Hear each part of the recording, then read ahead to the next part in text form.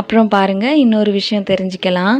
நம்மளோட silk thread இருக்குதுல்ல, இது வந்து நம்ம டபுள் லேயராக தான் நம்ம யூஸ் பண்ணுவோம். சிங்கிள் த்ரெட் யூஸ் பண்ண மாட்டோம். அப்படி டபுள் லேயராக நம்ம யூஸ் பண்ணும்போது உங்களோட டிசைன் எப்படி இருக்குன்னு பார்த்துக்கோங்க. பார்த்துட்டு 2 த்ரெட் வாங்க முடியும்னா 2 த்ரெட் வாங்கிக்கோங்க. அப்படி சப்போஸ் இல்லை உங்கள்கிட்ட ஒரு த்ரெட் தான் இப்போ அவைலபிள் இருக்குது அப்படின்னா என்ன பண்ணிக்கணும்னா, டபுள் லேயராக தானே நம்ம இதை போடணும். எவ்வளோ தூரத்துக்கு அந்த த்ரெட் வேணுமோ அதை இப்படி எடுத்துக்கலாம்.